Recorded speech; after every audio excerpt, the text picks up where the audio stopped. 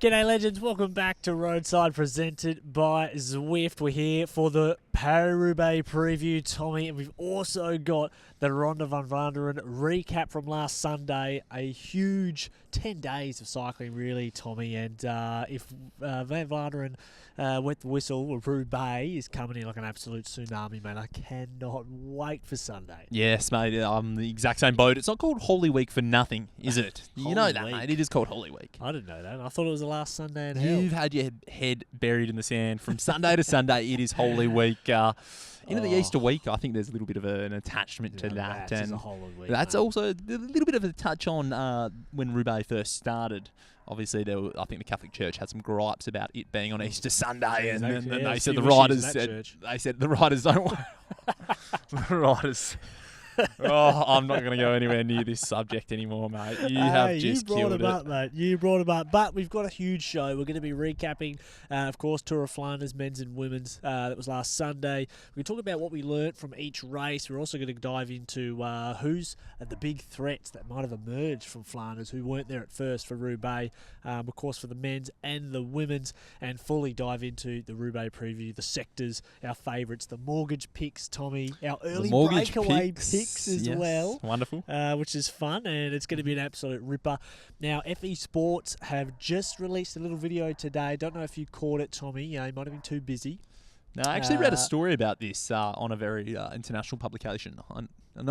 Go on. Okay, good to know. Well, Wahoo, they are releasing 2 new units on the 6th of May. One is the new Element Bolt 3 and the new Element Bolt Roam to go with the new Element Ace.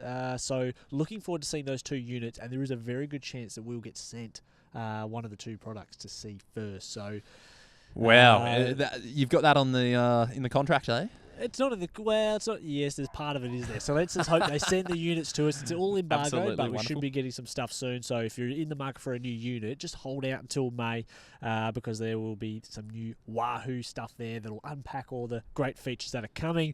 But it's time, Tommy. It's time to dive in. Let's get into our preview for Roubaix, and we'll unpack Flanders first.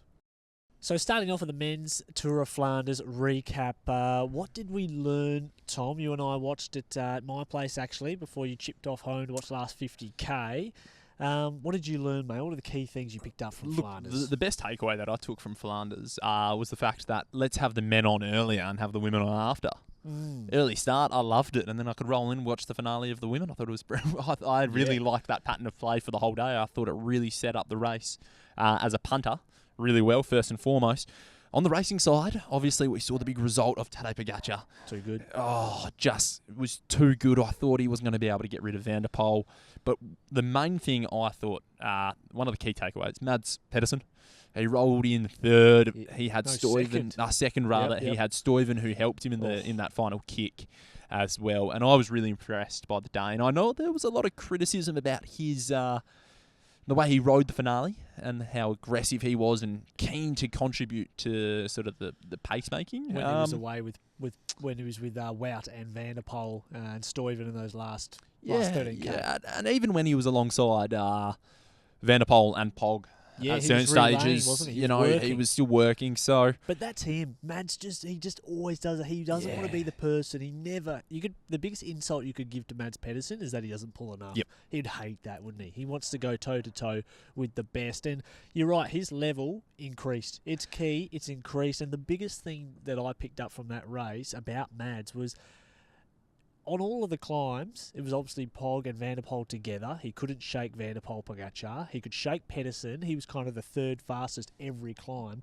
But he was only getting dagged by like 4 or 5 seconds. And he wasn't capitulating. He wasn't exploding. He was getting dagged by 5-6 seconds. And then he was riding back on. And he could do that effort 16 times.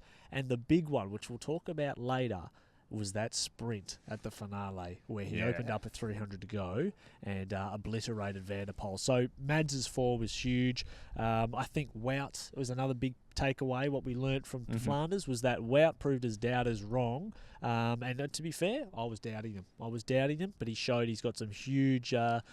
he's still got plenty left in the tank. You were doubting him. You Visma are washed up. Wout's done. Jonas is in the bin. I never said Jonas is definitely thinking about giving it up. That's for sure. But with Wout, he actually got better as the race got on. So super ride from him, and I'm very keen to see him on his terrain, the flat, windy terrain on Sunday.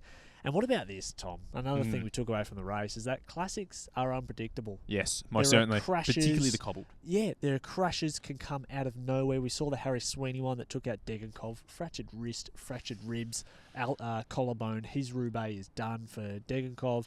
Van der Poel went down. Pog lost all his teammates. They're unpredictable, and that can happen at any time in these races. No, it certainly is the case, and it shows how important it is to have a strong core of teammates around you. And I was really impressed as well by not only Tudor, who were really solid throughout the week, but I was also really impressed by Mathieu Van der Poel's teammates. Yeah, Vermeesch, Sylvain Dillier. We spoke about it in the preview. We said these guys, Hermans. These guys just kept coming back after getting dropped. Yeah, kept on riding and helping Van der Poel find great position into the climbs. We're going to see more of it this Sunday, mate. That's one thing that also just stood out for me. Everyone talked about the might of UAE. Oh, geez, Alpecin, though, they're doing something right there. That's right. And, yeah, it was massive. And I think another thing we took away from Tour of Flanders was Pogacar and Van der Poel's power. It's almost even. The power output they're doing is almost rock solid even, because we've got to remember Pogacar he beat Van der Poel on the climbs, right? But every climb, it took 15 of those cobbled climbs for Pogacar to finally break him. And he didn't do more power on the last one. His actually biggest effort was on second time Quaremont, which Van der Poel matched easily. Their power is the same. The difference is that Pogacar can do it more than anyone else. He probably, by the way he powered away and to extend his lead to a minute after last time Quaremont-Paterberg with 3 relaying behind, the way he extended that lead to a minute kind of showed that he probably could have done that Paterberg-Quaremont double probably 3 more times, at that level. Whereas, of course, Van der Poel cracked on the final one. So they're so evenly matched, and we're going to go to Roubaix heading to Van der Poel's turf. So it was super, super cool. You mentioned Tudor, Marco Haller with the ride of the day. One of the rides of the day by him in the big black and red kit. Yeah, the big unit, the big Austrian. What about Astana? They had a cracking day out. They did. They were sensational. Early attackers, and you were just thinking, righto, when it gets to the proper race, we're not going to see them. But in the results, 10th, 12th, 27th, 31st, their top 4 riders, Ballerini, Teunissen, Fedorov and Boll. And you compare that to Quick-Step, who were big L's in their race. First finisher was Yves Lampard with a 38th. That is horrible by the Belgian team. Really subpar. That fallen off from a number of years of sort of the Wolfpack that we, remember and think fondly of. Yeah, wow. It was the Flanders that had it all, mate. 750,000 punters. Line the streets. That was BBC reported that. They said there was around that, give or take. How many beers do you reckon that would have been? Are you serious, mate? That Quaremont bloody hospitality tent. Oh, my God. It's unbelievable. And one day we'll have to go there. It's time now. It's time. We've recapped the men's Flanders. And so let's dive into our Roubaix preview. This is Roadside, presented by Zwift. Well, mate, it is, the 122nd edition of Paris-Roubaix this weekend. So it's one of the oldest bike races. A quick overview. It first ran in 1896. Wow. A couple of boys in the factory behind the velodrome. That's how they got it up and running. More or less, in a nutshell, they reached out to one of France's earliest sports magazines, and they said, look, mate, we want to do a bike race. They went out and they sort of scoured a few routes. And like I touched on earlier before, your dirty comments about a religious organisation. Look, they turned around and they said, we don't want it ran on Easter Sunday, but they went ahead and they did it. They actually tried to run a mass before the first edition at 4 a.m. Then they put that in the bin because none of the riders were going to show up. But Paris-Roubaix, since it's been around 120 years, it's obviously shown how popular it is and how fun it is. If you asked most cycling fans what their favourite race would be, I think Paris-Roubaix for everyone is in the top 3 as a minimum. Yep, and absolutely. It's my number 1. Yeah, for me, it's on par with Flanders and what we saw last week. Yep. The most important aspect about the race, and it really changes the route. And this year's the route is 259 kilometres long. It features 30 cobble sectors of pavé. So this year's edition of Roubaix, we've got a total of 55 kilometres for cobbles. And the first sector comes after the village of Toisville. I don't know how to pronounce that. Yep.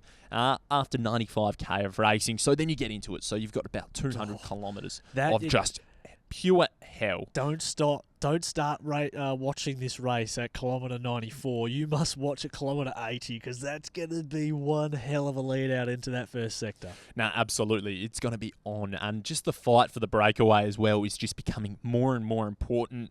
There's been a few new sectors. The new sectors, they are coming after 130 kilometres of racing. Right. The race director and the committee, basically, they've just put in some smaller sectors. And what they've done... Are they 1 or 2 stars? Or yeah, just 1 or 2 stars. Nothing too major. But they're not super difficult, is the reasoning behind including more sectors by the race director, but rather just what they've done, they've put them together. Okay. So now we've got more continuous cobbles in otherwise what would have been an asphalt patch. Yep. So, for the breakaway, they're out there. It's going to favour them a little bit more because they'll have a straighter run at these sectors.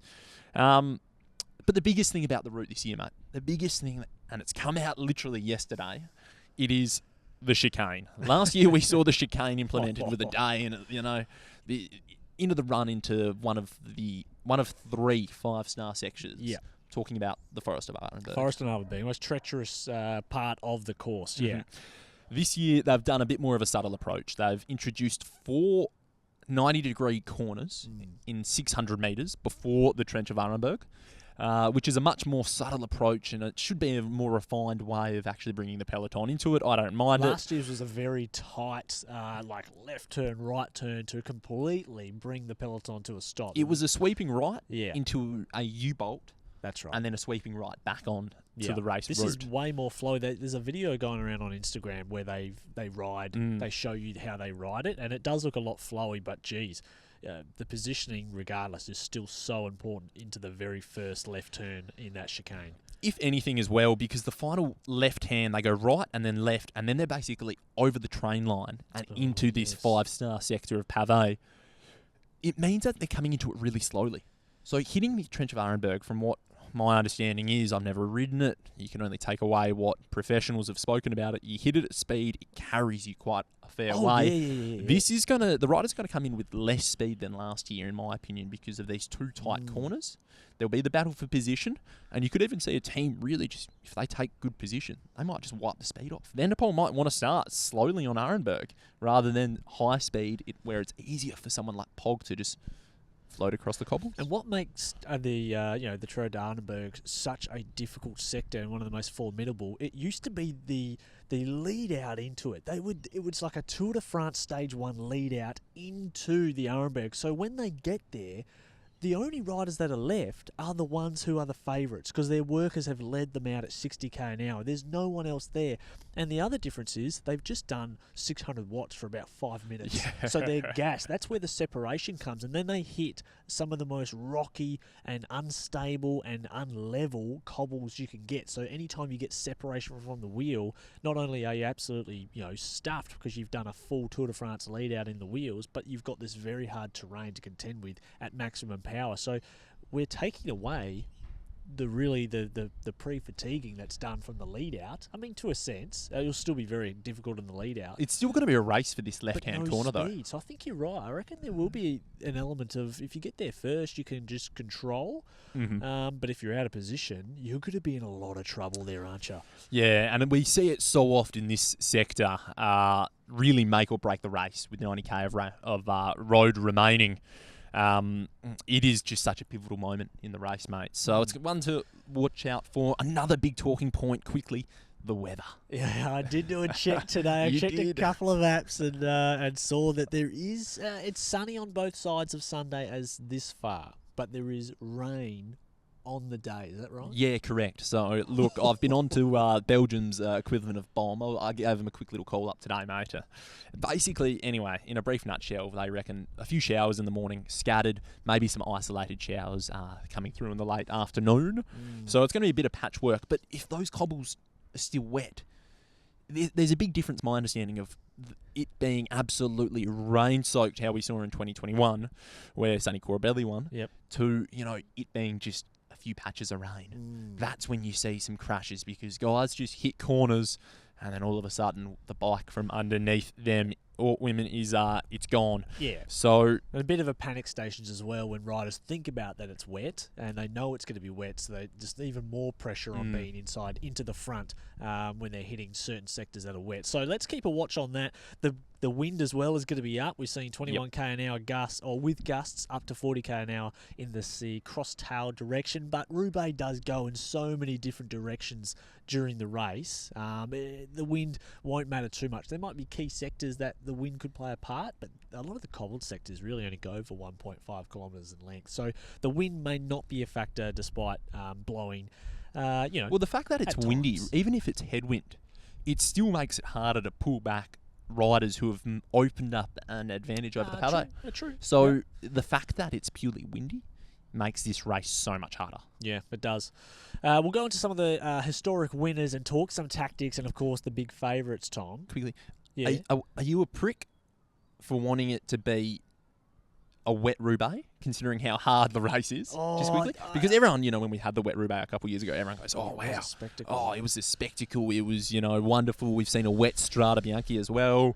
But for the riders, they don't want it to be wet. It's dangerous enough as it is, but for the fans, when you've got the contenders we've got at Roubaix this year, I don't think we need a wet Roubaix. When you've maybe in years before where we didn't really have a big, hardcore favourite and there was a real blanket over, the winners, but no superstar. Yeah, you'd take a wet Roubaix there to shake things up, but we've already got the action. It's there for us. I think the rain would actually kind of ruin it and maybe potentially taking them out. So we're going to talk about that. We've got our, getting into the favourites, the history, and picking our winners and talking tactics, Tommy, right after this.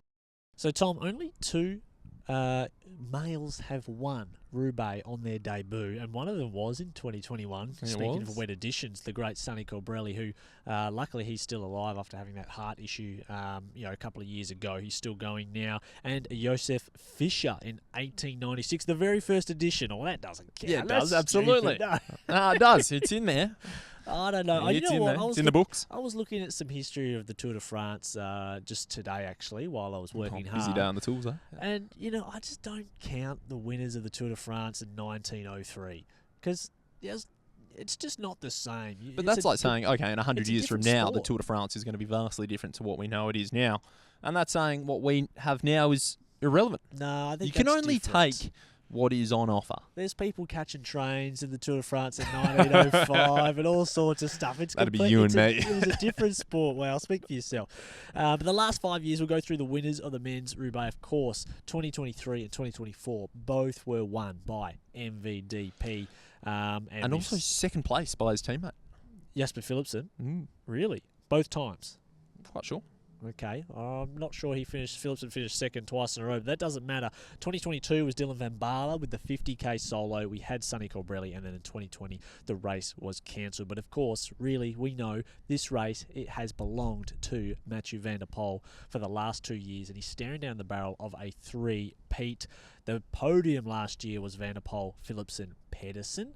And of course, we had Niels Pollitt there, Stefan Kung, Gianni Vermeersch. Pitti is there with a 7th, and then Jordi Meuse rolling out the top 8.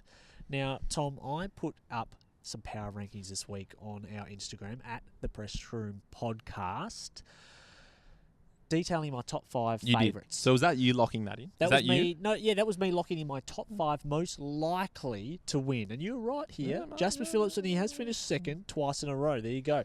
But last year's race was much more impressive.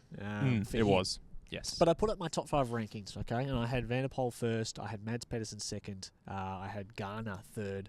And Wout and then Pogacar as the top 5. Now, for me, Tommy, this race is all about absolute power. From a science perspective, the most absolute watts is the advantage in a race like Paris-Roubaix when you take away everything else, your skill, luck, positioning, yada, yada. Van der Poel, this is his turf. Pogacar had his turf last weekend. This time, he's going to have to try and, make separation using his ability to just, resist fatigue. That's his card. That's the only card he's got. Because if Pogacar goes to the velodrome with anyone of these top 4 or top 5, he loses. He doesn't win.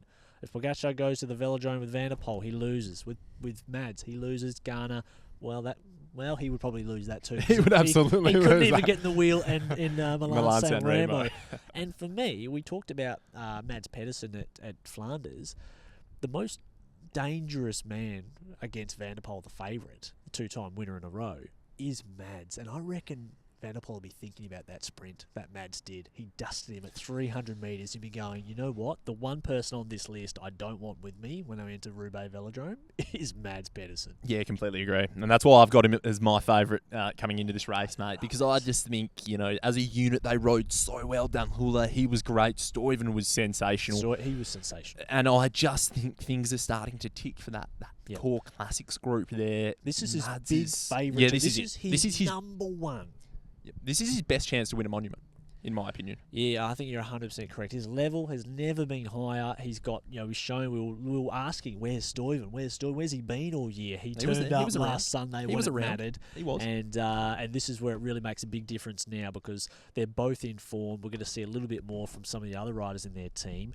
And, they've got a massive chance. And if Mads will be so confident, if he comes to the velodrome with anyone, he's winning at the end of that race. He'll be bullish, and I hope that there's not that level of expectation, though, that's placed on him if they do find themselves in that sort of scenario. I really do, mate, because he's done the documentary in the lead-up called Chasing Cobbles with TNT Discovery in the lead-up. It was really beautiful documentary about called Chasing Cobbles. Anyway, I just hope he doesn't get caught up in the moment and get kind of used and abused a little bit by guys like Van der Poel, who, he's won 2. He knows how to win. He's won from so many different scenarios before. I just hope he just plays it cool and isn't that bloke who leads out from 350. Let's hope so, but he wouldn't mind leading out from 350. But I know exactly what you're saying. Filippo Ganna is one who, outside of did Van he show der Poel, enough last week? Yes, he did, and I think Ganna has shown enough all Spring Classics because we've seen so much of him. He's entered into the big 3 of the Classics this year. But he hasn't even been on his turf yet. He has not been on his turf yet now. And this is where he is his turf. Yeah. We've seen him climbing on the Poggio, on the Cipressa. You're thinking, what is he doing there? We've seen him up ahead driving in the break at Flanders last Sunday with a huge ride. What is he doing there? All those cobbled climbs, this unit, you've seen him pushing a massive gear. Now we're at Roubaix, the flat power, the 450 watt FTP. If we're talking about thresholds and raw power, Ganna has the highest raw power of all of the riders, and he's in his career best form. And Ineos are finally. But he can't go to the velodrome with Mads or Van der Poel. So he's kind of in that Niels Pollitt bracket, isn't he? He's got to arrive by himself. Well, but then again, better than Pollitt. But then he again, can sprint. And this has to be taken on note as well. Heyman in 2016, I believe, was pure credit that you just never rule out someone in a sprint after a hard fought-out classic, and most recently at Dwars midweek last week, we saw that case in point. Yeah. Wout cramps in the sprint, Nielsen powerless wins. That's right. You take anyone to the line at your own peril. Heyman did 1,500 watts in that sprint too. That's a big horse. And Boonen was boxed in. But Garner's also, he's kind of like a third-tier sprinter. So, and at the end of the 260k race, I wouldn't imagine that his sprint would go down too much. So, Garner, a massive pick as well. And Ineos are riding so strong. They'll have a big Sheffield. clock. He's coming in. They've got, they'll have Swifty. They'll have all the boys there. They're riding like a team, which is sometimes more important than overall strength. And what about Wout van Aert? So impressed with his ride. And Jorgensen, Benoot, Wout, they were all there in the finale. All 3 of them. Let's go to the finale of Roubaix. You're going to have Jorgensen there, and he'll be more useful because he wasn't really much help because he was getting absolutely butched by the climbs. But Wout and Jorgensen in that finale, I think Wout will get a lot of confidence. What he's been looking for over the last, let's say, 2 months. He found it last Sunday. Yeah, it's going to be interesting with Visma. I think they have a stronger climb for a ride for a team at the moment, like Flanders, not Roubaix. Okay. I think Victor Kampenaerts will have to play more of an important role because they're still missing that Nathan Van Hooydonk, that guy who could win. They're missing Christophe Laporte. Yeah, is a big name who is a rider who could win. Roubaix suits him perfectly. They haven't got the team sheets up yet, but I hope that the big shaved head of what's the big unit? What's his name? big. He's huge. He's like a big... Eduardo Affini. Yeah, Affini. Oh, he'll be yes, there. they Yeah, the need big him horse. there, Yeah. but he's not. He's probably going to be gone in the early sectors. But they need to use them up. If your rider's going to be ejected after 150k, you got to get something out of them early. Well, they got something out of Eduardo Affini. He was doing the peeler. He did the turn in Dwar's door that created the separation. And his race ended at the top of that hill where he stepped off the bike and he jumped in the car. Got in the car, Plappy style. That's bloody beautiful. Well, now Well can win, but I highly doubt it. The race is just so long. It's so hard. I think on the weekend it showed that he's missing the extra 5% to go with the Van der Poel and Mads. Wow, I don't know, man. That last I would love to be proven wrong. I would love to be proven wrong. The last climb at Paderberg, Wout was the one pulling them back. He went over the top of Van der Poel when Van der Poel blew up finally. He actually looked like for a moment he was going to drop everyone. He did the huge turn for about 3 or 4 Ks. This is 255 Ks into the race. I think Wout found a lot. He'll be on his turf. And remember, 2023. Remember when he punched it? Yeah, on Carrefour de I think we can all agree that was Wout's race. He was looking $1 million. And there were Shimano wheels folding left, right, centre in that race. Speaking of folding, well, this is not folding at all. I've been told by some secret squirrels, Tommy, that one particular rider is in unbelievable career best form. We saw his Kel O'Brien, mate. No, Keno was pumping his tyres. Well, he pumped his tyres up a lot. Kel rode an unbelievable race. It was great to see. And Keno said, next, a future monument winner. It was amazing, but Kel rode probably the ride of the day for Jaco Alula. Kel's not going to go out and win monuments. I think we can all know that. But he was an incredible teammate. And if I was one of the Belgian teams like Quickstep, I'd be looking at the rest of my plebs in the team that didn't finish outside of 50th and going, hang on, how's Kel O'Brien doing this? Where are you guys? You guys live here. So great ride by Kel. But anyway, good. Secret squirrel form check. Florian Vermeesch, Pogacar's teammate, is reportedly in absolutely Mickey Mouse top never before seen form. And we saw him deep in the final of Flanders. He came out of nowhere. He's got a massive head. He was caught back in the crash. He's a huge unit, 90 kegs on the clock. And he was somehow in the finale there at Flanders. He's second here before. Let's not forget that. He was second to Colbrelli, I believe, in that wet version. He was in the EB that day. He was out in front. He's got a big engine. I think he'll be the one to help Pogacar deep. Now, Tommy, we've got to pick our early breakaways and recap. We're receipting. We've got the receipts from last year. When I saw this, I was so frustrated. I was looking at the results and I just wanted to vomit. You know when you get a mochi, if anyone's been to Japan, you get yourself a mochi, there's a little sweet filling inside, maybe a red bean on with it. or a taro.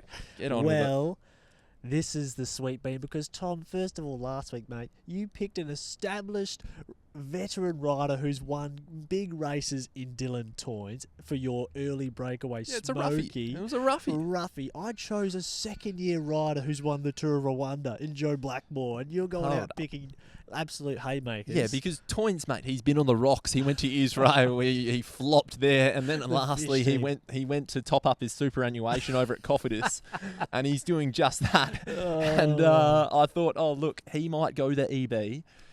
And, mate, I was scanning the results sheet and I just wanted to vomit. Where did your man finish? 40th. And where did my man finish? 41st. Put a fork in me. Oh, sweet it is. What's worse, that or watching UAE play basketball?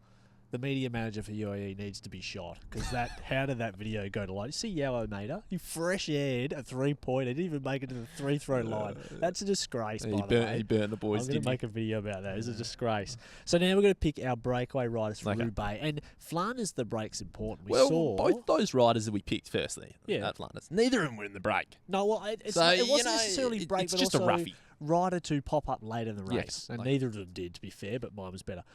Harla was the one. We needed to pick Marco Harla. Can I pick Harla for this? Yes, you can. No, I don't want to pick him. The bodyguard. He listens to the pod. He loves it. Harla, we love you, mate. Great ride. I'm picking Lucas Kubis from the Tetema Rockets. They've had a season, hey. They're having a season at the moment. People wouldn't know who they are. He's the Slovenian national champion, and he is just having a season for the Rockets. He's a big unit. He was right up there. I think he was actually 4th at Omloop. That's right. So That's off the top of my head, thank you. He, that's a good pick. I'll pay that. That's not shit. Look, I'm going to go with Max Walscheid.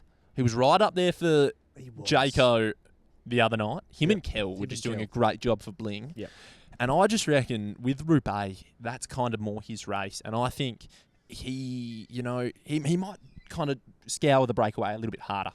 So the big German, Max Walscheid, I think he's one of the biggest guys in the peloton. He's like 198 centimetres or something. He's 190 for sure. He's huge unit. Monster. He looks like he's a monster. A skeleton when he's in the peloton with the long sleeve. You look a little bit bigger when you've got the long sleeve. In the 90s, he'd be playing full back. He'd be the bear in the square. So, yeah, he's a big unit. He's my tip. All right, now we've got to pick our actual winners, the podiums, the 1, 2, and 3, Tommy, for the men's Paris-Roubaix 122nd edition. You've already picked yours. You put your power rankings up. No, that's most likely to win. That's most likely to win. Oh, you're talking betting odds? No. That's just who are the riders most likely to win. Where have you pulled it out from? From my knowledge, my deep knowledge of the sport. So you're going to go against your power rankings? No, I had my number one favourite as Matthew Van der Poel, and he's going to win. Was he at the top of your power rankings? He was, yeah. I didn't look at it. Oh, mate, get out of it, mate. You live on the page. All right, I think Van der Poel wins again. I think this is his terrain. This is what he does. I think he gets separation. Yeah, I think he gets separation on on the Carrefour de Lavra, the last 5-star sector. Mads and Ghana. Pogacar come to the velodrome, maybe a couple other dregs, maybe my man Kubis, and Mads gets the second chance chocolates on the velodrome against Ghana. I'd love to see good scenario. Don't mind it. I'd love to see your Ruffy get up. I'd love it. I'd just love it up. Because they've got some good socials going, and they'd be on the gas all night. There'd be some celebrations there for the Conti team. Yep. Who's yours, mate? Oh, look, my number one, I'll go with Mads Pedersen. I've been banging on about him all spring, and I just want him to give me a result so I can justify my words over the previous pods. I want that to happen. And Mads is he's probably one of my favourite cyclists. Oh, he just comes across as such a good bloke, and Richie Port has spoken about he's spoken about Mads and the level of team support that he's given him. So you just hear good things, and he's level-headed, and Anyway, and want to see him. He's a legend too. And you know, I saw this interview the other day after Flanders. This woman asked him. She's like, "Oh, you seem quite emotional," because he was talking about how Stuyven gave his race away to make sure he could get that second place, and she was like, "Oh, gee, you seem like you're quite emotional. It must mean a lot to you." And he was like, "No, I'm just fucked." It was so bad. Black and white, up and down, mate. He says it how it is. So second place, third? Oh, I think Van der Poel gets second, and I think Poggy is third. I reckon the scenario is just going to, they're going to be there over the Carrefour de Labre, the final. Are those three big the group sectors that come to the velodrome? Yeah, and those three on their own? I think they are, and I think they come to the velodrome together. And I just think Pog, he'll try and do some attacks. Van der Poel and Mads will just chase him down. Yeah. If Pog attacks, if Pog was to attack in that scenario, in the finale, who closes it? Oh, well, the bloke who's won the last 2 years. Yeah, well, that'll be if that's going to happen. That sort of stuff will be happening. And I think that's actually the only way that Pog can win. Pog can't get to the finale and have a mano a mano style. He needs a bit of chaos. He needs 3 or 4 riders because they all know he can't win. In a straight out sprint. Maybe he can. We don't know because he's never bloody done it. We haven't really talked about how Pogacar I read a little thing as well. Yeah, we haven't. Have we? Nah, I mean, really, it's just up to... He needs the race to be the hardest thing ever. He needs it to be as hard as possible because the harder it is, the better it is for him. But I just don't think if there's no elevation, it's so hard for him to get away from Van der Poel. Where's the separation come from, Yep. Now, I saw a little fact the other day, and I'll put you on to test your knowledge. Oh, mate, it's good. And I'll edit the right answer in if I get it wrong. You will, you rascal. If Pog wins, is he going to be the first world champion or the first rider, the current reigning Tour de France champion and Giro and world champs to win Flanders and Roubaix in the world champs jersey? No. Because I think there was 2 more, Merckx and one of those other old school units. I'm 90% sure it's just Merckx. But we'll fact check that later. Oh, that's a correct answer then. That's correct. It is. I thought Ding, ding, I'll pay it. Who's won the Tour de France and who's won the reigning Tour de France and then won Roubaix. and it was one of the blokes who took a train in the early days of 1904 who won the Tour and then won Roubaix later. Ride smarter, not harder. That's right. Now, Zwift have announced some new stuff for summer. They've got a brand new circuits and routes added into the France map of the great game, Tommy. Very Guess good. what they've added? Oh, the Arenberg? They've added the Arenberg. I didn't even know that. I just punted on that. That's great. I've been calling for it for ages. So if you want to get on Zwift, you can check out the new routes and maps. They are loaded into the game. They might take a couple more days to reach everyone as they sort of roll them out for people's maps and updates. But we now have cobbled sectors in Zwift. So make sure you do go and ride those before we get into the race on Sunday. It's an absolute cracker. There's much more that have been dropped on Zwift as well. Huge updates, but we'll talk about them as we go through over the next few weeks. It's time to preview the women's Roubaix as well, and of course recap their Flanders race, which is on just after the men's. This is Roadside, presented by Zwift.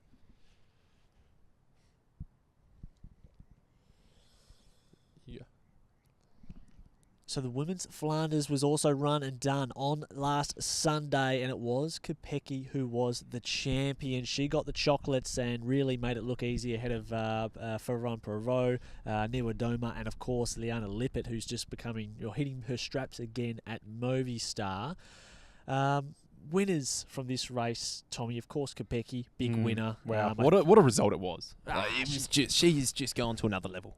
She was never going to lose that sprint against those four, and to be honest, I think the women's Flanders race needs more than one time Quaremont-Paterberg. It needs 3, because the race, they just waited for that final one. They just waited for the final Quaremont-Paterberg. Forget all the other cobbles. That was the big one. They need 3 of them. Yeah. I think it's time for the women's race in Flanders to be made harder in the parcours. We'll get a lot more action, I think, in the race. Absolutely. Winners, I think, Pauline Ferrand-Prévot, her move back to road cycling from mountain bike, I think, has been a success early days. She was great in Strata, and she showed that she's going to really like the classics too. Yeah, absolutely. She's got an appetite for it. Before she clicked into the season, she kind of said that she was worried she was going to be a bit bored coming back to the road. So I highly doubt that's the case at the moment. I think the challenge of riding against people like Kopecky, and Vollering is just going to be so enticing, and it's just going to, PFP, she just had so much value joining that mix, doesn't she, as fans? Once they get Voss back as well, who's just been out of form. She had the surgery with the iliac artery, sort of impingement stuff, so she'll slowly get her way back. But imagine to see Voss and Paulina going toe-to-toe as a combination. Losers, I think, were unfortunately Borghini, and for me, Borghini. The fans actually were losers as a result of Longo Borghini crashing and coming out of the race early. The crash wasn't even captured. They don't even know what happened, but she was concussed. And shout out to her team.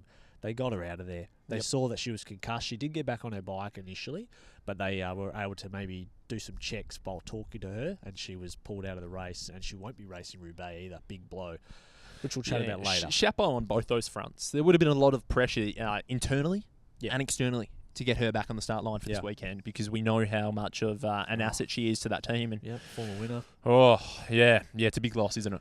Big loss, and that really puts Kopecky in the box seat. So well on to them, and let's hope that next year's Flanders they kick it up a notch and just add a few more of the Quaremont-Paterberg combos in there late in the race. Question without notice. Flanders, they run on the Sunday. They run the men's and the women's. Yep. Roubaix this Sunday, they actually run the women's on the Saturday. Yes. And then the men's on the Sunday. Which format do you prefer and why? Sunday, because you can give the love to both races, because let's face it, at least over here in Europe that might work a lot, but for us Australian Oceania fans, that race started at 11 o'clock, the women's race. Yeah, it did. I watched it the next morning. I couldn't stay up and watch it because we had work the next day on a Monday.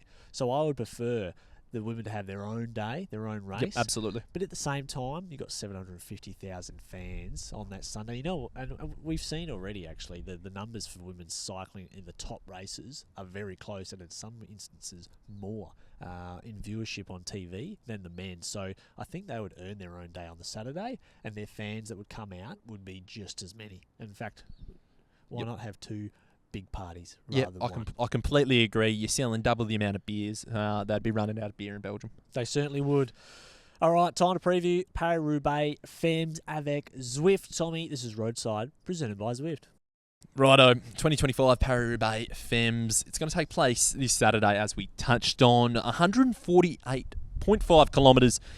Same route, mate. That was used last year. We got 29.2 kilometres of cobbles. They used the final 17 sectors. Yeah, it's good. That is in the men's route. So, obviously, I imagine logistically it's quite an advantage for the organisation, for the Flanders Sports, to set up for obviously Saturday, and then you extend it for the Sunday. Bit annoyed though, it doesn't include the Trench of Arenberg. Yes. I'm a bit annoyed. I'm a bit dejected because it's a 5-star sector. I don't know why it's not included, and I think that question mark, that question is continued to kind of be put out there. And to be honest, I think it needs to be a little bit louder. It's the one sector of all of the race, of the 22 sectors or 30 that the men do, the 17 the women do. It's the one that everyone can remember. It's the one, iconic. It's the marquee one. And you know what? That's why on Zwift, the highlight for the Roubaix Arenberg sector, it's the women riding it. Yeah. The women avatars. And I think that's a bit of a bit of a nudge to ASO to go, hey, let's get the women on the Arenberg and make it 18 sectors. Yeah, completely agree, mate. The past winners, obviously, this will be the 5th edition of this race. In 2021, Lizzie Digan, 2022, Borghini, 23, Alison who can't Jackson. forget it, Action Jackson. And last year was Kopecky. And this year, in the Rainbow Bands, I think at the top of the contenders list is Kopecky. Oh, she is now, especially with Borghini not here. I mean, all eyes are going to be on SD Works. Yep. And, we'll talk about the contenders in this race. It really was going to be Borghini and Kopecky going toe-to-toe. With Voss being out of touch at the moment form-wise, she would usually be in that same echelon. How does Wiebes come into the factor here? Wiebes, I don't think the SD teammate of Kopecky has the capacity to get over the climbs at Flanders, but this is a completely different ball game at Roubaix, and we see on the flip in the men's, Philipsen. It's the same thing. It's exactly the same thing. Like the Kopecky-Webers dynamic is the same Philipsen-Van der Poel dynamic in terms of, the big favourite and the sprinter who can also get over hard races. Webers is going to like her chances, and this is why when we get to our sort of final selections, I think the breakaway has a huge, huge chance. And I know I said that in Flanders as well, but it's just more so now in Roubaix because the power dynamic of this race, everyone will be looking at SD Works. And when that breakaway goes, they let one rider go in Flanders, one rider go early. When the breakaway goes in Roubaix, everyone will look to SD Works, and we've seen their response to that many times. They just sit up and you go, what we're favourites? What are you talking about? And that's when it's going to be interesting because Kopecky ain't going to want to chase. Webers, there's no way is she pulling. I don't think I've ever seen Lorena Webers pull a turn on the front for a teammate. I don't think I've ever seen it, and we're not going to see it on Sunday. So you're the big champion, hey? That's what you do. You draw a line in the sand, and you don't work for someone else. Yeah, it could be a bit of the case of the old sort of Wolfpack sort of motto. Whoever's out in front. Yes, dictates the pace of play. What can you do as the sports director to control those beasts? You'd have to just run with that tactic. Absolutely. The big names we'll talk about. Puck Peterson, she crashed in Flanders, still managed the top 10, but let's hope she isn't banged up too much. She says she's going okay so far during the week in an interview. We talked about Voss. She'll try. I'm sure she'll be better than in Flanders. Not a great climber, but she's just out of form. This is one she really wants to win. When it comes to handling on the cobbles, she is number one. Yep. She is number one, but her form just isn't quite there, so I don't think we should expect too much there. Lizzie Digan, again, she's going to be more in that road captain role, but, past winners always find themselves at the finale in some, way and form. Absolutely. You look at Degenkov, he's always there. Digan is the talisman. She's the wild card here in this race because she actually has the power to challenge Kopecky. She just doesn't know what she's doing, she just doesn't know where to put it, when to go, the positioning. The woman in the L plates driving the V8. Exactly, yeah. She's a powerhouse, and I hope that Canyon Schramm can harness her. They'll have Zoe Baxter on the line as well. Look out for Zoe in future years. Van Dijk in great form for Lidl Trek with Balsamo, so that will be a big contender. Balsamo probably the one that could contest Kopecky, but she's not amazing on the cobbles, Tommy, unfortunately. And then, what about Pauline, PFP? from Unprovoked. She's the mountain got biker. to like her chances. And, of course, I put in there Alison Jackson, the big unit from EF. She's going to have her way as well. And there's a number of riders who could go on the breakaway to have a crack. But Speaking of, yes. who is your breakaway, Ruffy? My breakaway Ruffy is actually Five for Georgie. I think Five for Georgie makes her way into the break. And, my pick for this race, Tom, is the break. I think the break wins. You think the break wins? I think the break wins. I think SD Works So stuff it up. Hold up. So the race, this is the number one race in the calendar. Yep. Where it's maybe the hardest to get into the break. Yep. It's the most uncontrollable, hardest to control, let's say. Yes. And it's probably the most random assortment in the break. And the conditions favour a hard race out of the blocks. And you think you're going to be able to pick the rider from the break. Yes, it was the hardest race to control, and there's one team that everyone will be looking to control, and they have a deep, dark history of doing the exact opposite of not controlling. And look, it only happened 2 years ago. They stuffed it up, and they underestimated Marta Luck, who's now on their team in SD Works, and they underestimated Alison Jackson. They got it all wrong. So my pick, Tommy, is the breakaway to win. Fight for Georgie to get it done. I like it. I like it a lot. No, it's mate, it's a good result. It's a good pick. What are your thoughts? You're having a bit of a punt. No. I honestly think that this is. I think this could be the race that SD Works go. Nah, look, we're going to maybe ride it from the front in the finale if we can and get riders up the road. They know that they're coming in with the big name, Kopecky. Kopecky is my tip for this race. Okay. It's hard to go past her personally. I think Florent Perot will challenge. Yep. Same with Dygert as well. Oh, I'd love to see her in the top 10. Yeah, I think they're going to be genuine podium contenders. But I just think SD Works will just grab this race by the throat.